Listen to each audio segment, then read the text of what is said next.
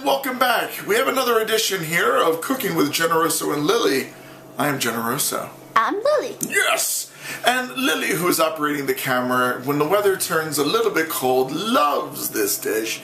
It is a favorite here in the Fiera household, and it's pasta carbonara. We're going to make this with linguine. Yeah! This is really not a dish to be eaten in warm weather because it is extremely hearty and very, very heavy. And I'm going to put in some steps that you might think, well, isn't that a little bit excessive, Generoso? And I say, yes, but it's fundamental to making your pasta carbonara correctly. So we're going to look at the way that my family made pasta carbonara, and I want you to think about it the same way. Let's start with ingredients. You could use any string pasta, except I don't really like fettuccine for this dish. I think it's a little too thick, so we're going to go with linguine. 3 nice, large eggs. Just a bit of bacon. We're not going to use this whole package, but I'd say about at least half this package for this 2-serving dish. Some light cream, olive oil, black pepper, salt, a little bit of fresh parsley, and 4 cloves of garlic. They're not very large. And a really good knife. Behind me is our tureen where we will boil water and a large frying pan. Both of these things will come into play. So we're going to do a little bit of prep work, just a little bit's needed for this dish, and we'll be back with phase 2 of pasta carbonara. So Lily has been kind enough to assist me in some prep. Let's see what we've done.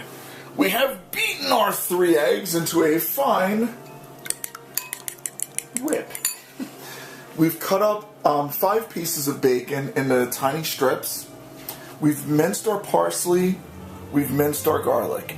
Now let's go to stage 2. Oh yes, and we ground a little bit of Pecorino Romano just for the serving actually. So it's not going to be in the actual cooking process, but for after. And actually that's the same as with the parsley as well.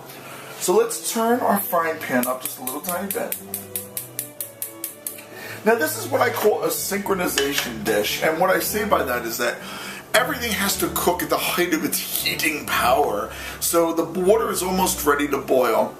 And that means that we're about ready to add in our linguine as well. But we're going to start with our bacon frying. Add a little tiny bit of olive oil.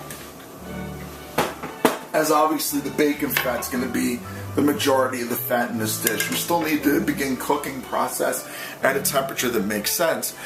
The goal is to get the pasta as soon as it's taken out of the boiling water and put it in with this combination that we're going to have inside of the frying pan. So it's boom, boom, boom very, very quickly. So let us go, and we are going to add our bacon in just a second. This is a wonderful dish, but I do want to say this to you. There are many dishes like this in the Fiera household that have made me into the pear shape that I am today. Do not make this dish every day. This is extremely not good for you. When I make my tortellini dishes later in this series, you'll realize what is actually very, very bad for you. So let's add the bacon as we can, as separate as possible. And remember, it's going to be the bacon with its grease that's really going to make this dish pop. You can use pancetta for this. Unfortunately, the yuppies have made pancetta very expensive. I would like to use pancetta, but for this dish, bacon is completely fine. And Pancetta's so expensive. It's too expensive. It's like what you yuppies did to pine nuts, $16, $20 a pound. We'll talk about pesto in a later series, but I remember as a child in the Italian market being able to buy a pound of pine nuts for like $1. And then basil, of course, was something they just gave you as a courtesy. It's just become way too expensive to make in the quote-unquote traditional way. So I'll show you some alternatives to that down the road. Now this is frying up. We're also going to add a little bit of garlic. And at the same time, as our water is boiling, very shortly, we are going to add the linguine. And we'll be back in just a second to show you the next steps. So the bacon is slow cooking, the pasta is almost ready to come out. Let's look at our egg batter, shall we? And just the eggs, that's absolutely fine. You want to add just about a tablespoon of light cream to the mixture. Some black pepper. I'd say about half a tablespoon. The pepper really drives this dish.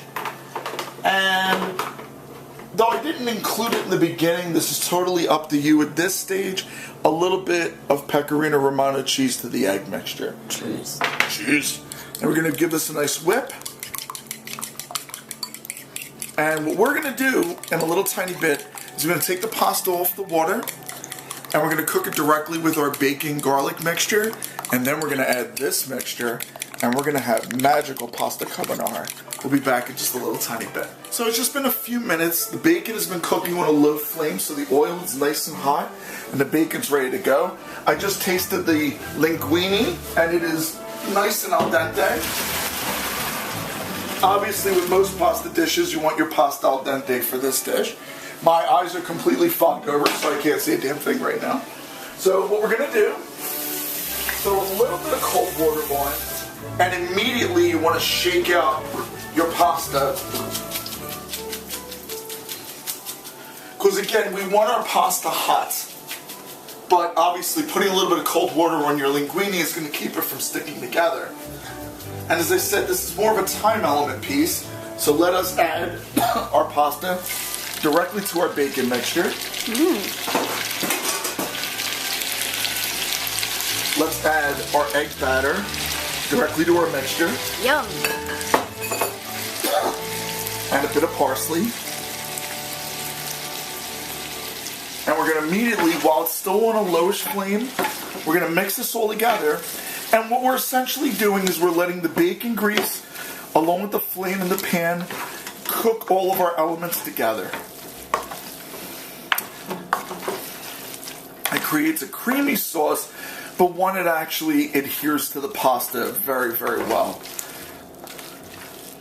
Now what we're going to do is we're going to stir for a little while longer, increase the heat just for a little tiny bit, as to get the pasta and the eggs to directly cook onto the pasta. And then we'll be back in a minute to plate our pasta carbonara. So it's been about another minute. I've taken it off of the flame and I covered it so that the eggs have a really good chance of cooking onto the linguine. I am now going to take it, place it lovingly onto this plate. My plating skills need a lot of work, I think, but it's still pretty tasty. Doesn't matter. Doesn't matter. As long as the food is delicious. Then we're going to add a little more of the Romano, an extra little sprig of parsley on top, and top it off with just an ounce more black pepper, and there you have it, pasta carbonara.